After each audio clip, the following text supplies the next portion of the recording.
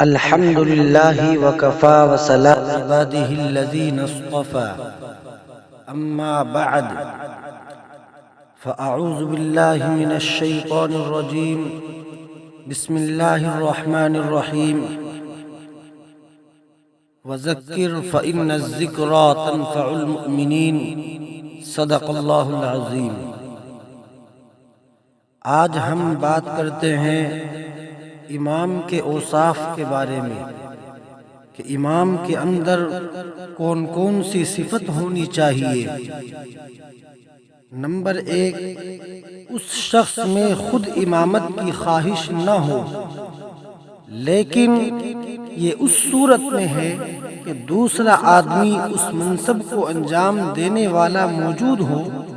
اگر دوسرا کوئی شخص یہ اہلیت نہ رکھتا ہو تو پھر خواہش کرنا درست ہے۔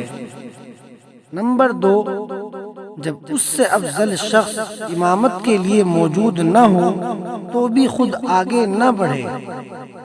نمبر 3، حضور صلی اللہ علیہ وسلم نے ارشاد فرمایا، لوگوں کی امامت کوئی شخص کرے اور اس سے افضل شخص اس کے پیچھے موجود ہو تو ایسے لوگ ہمیشہ پستی میں رہیں گے۔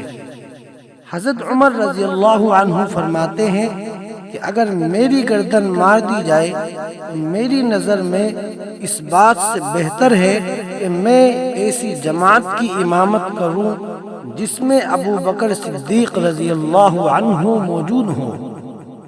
نمبر 4، امام قاری ہو، دین کی باتیں سمجھتا ہو، سنت سے خوب آگاہ ہو۔ حدیث شریف میں ہے کہ اپنا دینی معاملہ تم اپنے فقیہوں کے سپرد کر دو اور قاریوں کو اپنا امام بناؤ۔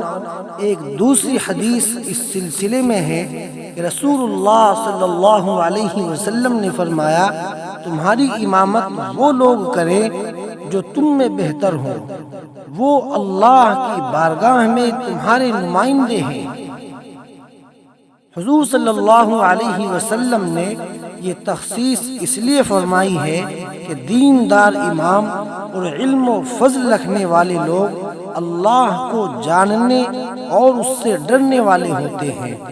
وہ اپنی نماز اور مقتدیوں کی نماز کو سمجھتے ہیں اور نماز کو خراب کرنے والی باتوں سے گریز کرتے ہیں۔ قاری قرآن سے حضور صلی اللہ علیہ وسلم کی مراد بے عمل قاری نہیں بلکہ با عمل حافظ ہے۔ حدیث شریف میں ہے کہ اس قرات کا زیادہ حقدار وہ ہے جو اس پر عمل کرتا ہے۔ اگر وہ اس کو پڑھتا نہ ہو، یعنی سرے سے حافظ و قاری نہ ہو، یا وہ قاری تو ہو لیکن قرآن پر عمل کرنے والا اور حدود الہی کی پرواہ کرنے والا نہ ہو، اور نہ وہ اللہ تعالیٰ کے فرائض پر عمل کرتا ہو اور نہ اس کی ممنوعات سے احتراز و اجتناب تو کرتا ہو، اللہ بھی ایسے شخص کی پرواہ نہیں کرتا اور نہ ایسا شخص کسی عزت و تکریم کا مستحق ہے۔ نبی کریم صلی اللہ علیہ وسلم کا ارشاد گرامی ہے کہ جس نے قرآن کریم کی حرام کردہ چیزوں کو حلال جانا وہ قرآن پر ایمان نہیں رکھتا۔ لوگوں کو لیے جائز نہیں ہے کہ ایسے شخص کو امام بنائے۔ امامت کے لائق وہی ہے جو سب سے زیادہ عالم ہونے کے ساتھ ساتھ اس پر عمل بھی کرے اور اس کو خدا کا خوف بھی ہو۔ نمبر 5، امام لوگوں کی عیب جوئی اور غیبت سے اپنی زبان کو روکے رکھے اور دوسرے کو نیکی کا حکم دے اور خود بھی اس پر عمل کرے، دوسروں کو برائی سے منع کرے اور خود بھی باز رہے، نیکی اور نیک لوگوں سے محبت رکھے، بدی اور بدوں سے نفرت کرے، اوقات نماز سے واقف ہو، حرام باتوں سے اجتناب کرتا ہو، فعل حرام اپنے ہاتھوں کو روکنے والا اور اللہ تعالیٰ کی خوشنودی طلب کرنے والا ہو، دنیا کی حرص و طمع اس میں نہ ہو۔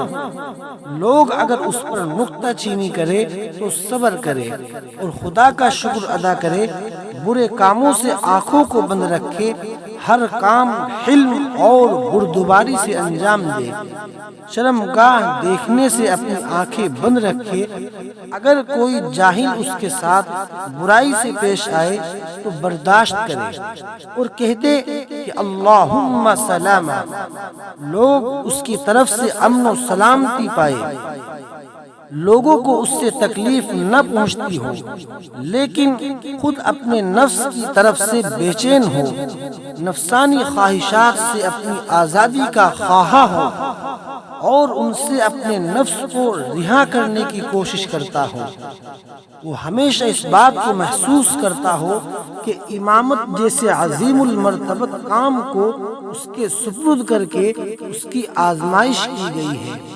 امامت کا درجہ بہت بلند اور بالا ہے۔ امام کے پیش نظر ہمیشہ امامت کی عظمت اور مرتبت رہنی چاہیے۔ اللہ تعالی ہم سب کو کہنے سننے سے زیادہ عمل کی توفیق عطا فرمائے۔ وآخر دعوانا ان الحمد للہ رب العالمین۔